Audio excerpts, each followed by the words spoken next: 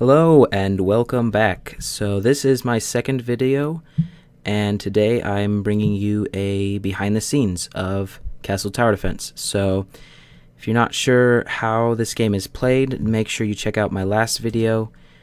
That's where I did a playthrough of it, and this is the behind the scenes. So let's get started.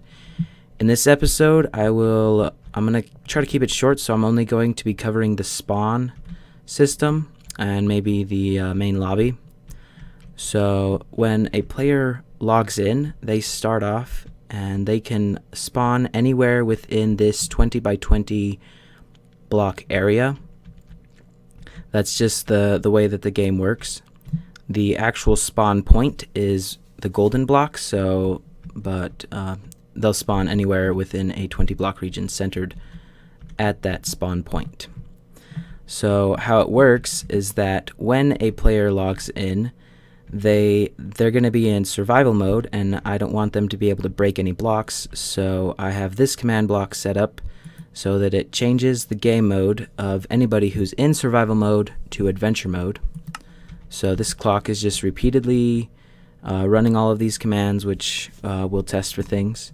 And for resetting purposes, because when the game is over you get sent back here, I also clear the experience points of the player, and I clear the inventory.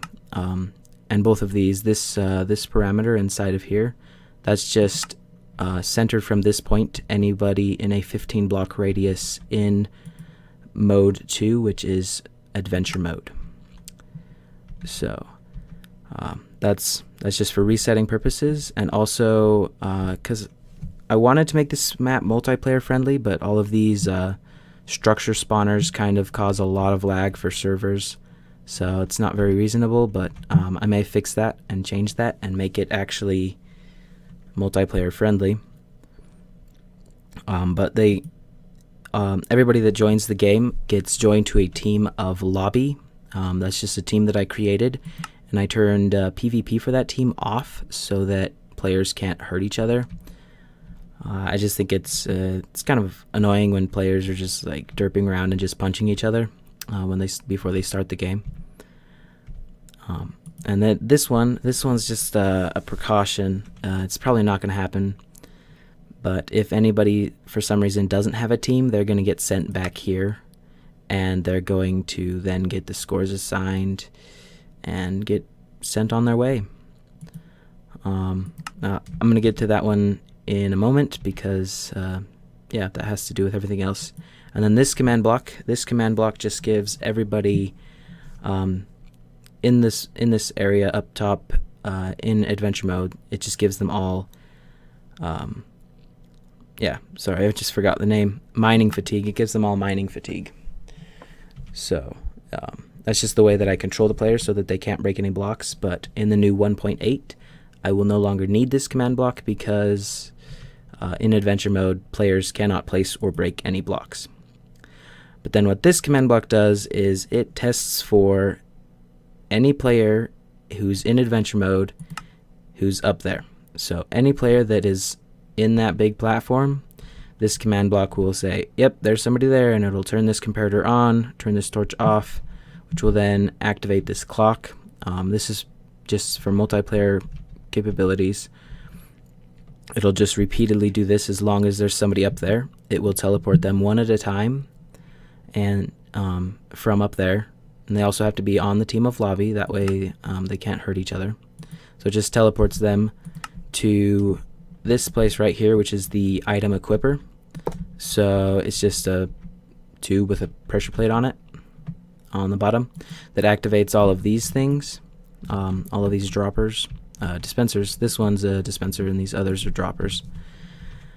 That just gives them some of their basic items, and it also gives them a bow, gives them 64 arrows, and this command block, this adds 1 to their score of player count. It's just a dummy score that I made to check how many players are on, but after giving it further thought, I've realized that doesn't even work, because if one player logs in, then they're going to have a score of 1, and then another player logs in, they're going to get the score of 1, but then the first player is going to have a score of 2, so it doesn't give everybody a score of 2. So it doesn't work exactly how I wanted it to, but it's not a multiplayer capable map anyways, so I don't need to worry about that bug. And then after some delay, they get teleported to the lobby. Now I will show you what the lobby is. It's just the main starting area. Just teleport there. So it's this area that you start off the game at. So that's the basics for spawning. Not much else to it. I will now go over all of these interfaces in here. So I just break this block, come out here. So when you select a difficulty, I have it set so that you can choose any difficulty as many times as you want. You don't have to stick with the difficulty that you choose in the first place. I'll show you what I'm talking about. Might sound a little confusing. So let's say I'm like, oh, let's play it on hard. And I was like, oh wait, I don't want to play it on hard. You can select another difficulty and it just automatically resets your difficulty, and I'll show you it with my XP bar as well. So it resets my XP and my gold, and then it reassigns that XP and gold. And it also it assigns a dummy score of lives as well. That just counts the lives. So this first one this one isn't needed either. This is only the second map I've made, so all of these things are a little questionable. I'm definitely doing a lot better now. Just resets the gold score. This sets their live scores, so that's just another dummy score that I made to count how many lives they have, because using XP is unreliable. It also sets their difficulty score. Difficulty 1 is easy, 2 is medium, 3 is hard. That'll come into play a little bit later. And it also resets their XP and tells them that they set the difficulty to easy. And then it sets their XP to the level, to the number of lives that they have, not that command block, this command block.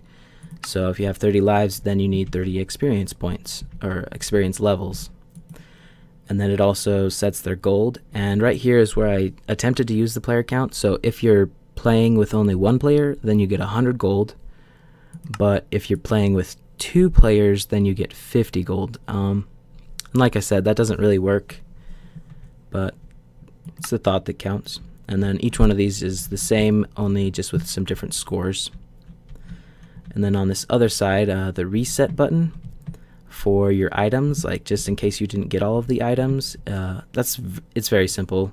It hasn't really been happening. People have been getting all of their items, but it just clears their inventory, removes one from their player count score, because once they're over there, they're gonna get that player count score reassigned to them. So I didn't want to make it so that it was like they were playing in multiplayer if they push this button. So just have to remove one and then add one later.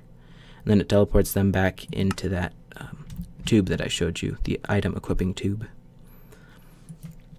And right here, setting the time, super simple, just time set number.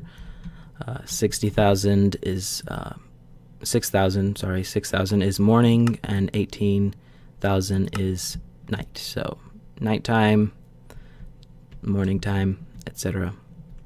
Then on this other side, this is for the enter the game command button. So this one right here just plays a sound. That's just sound effects, just because sound effects are a bonus. They're cool.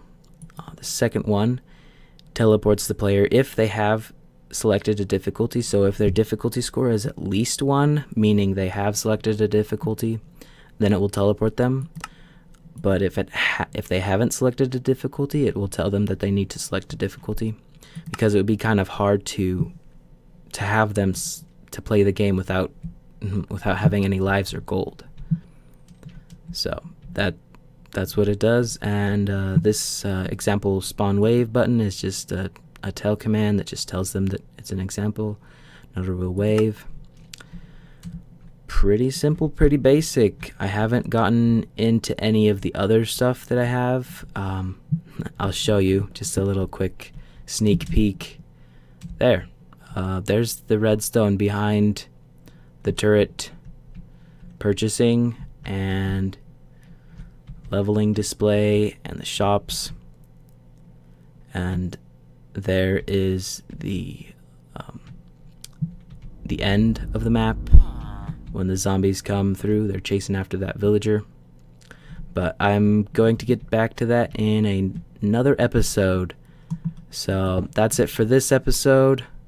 I'm trying to keep it shorter just because the longer episodes, me personally, I don't like watching longer episodes. So I'm keeping it short, simple, sweet. Thank you very much for watching. If you like this video, please leave a like. If you disliked, please leave a dislike. Either one helps. Like I said, I really do want to hear your feedback and leave comments. Share this video with your friends.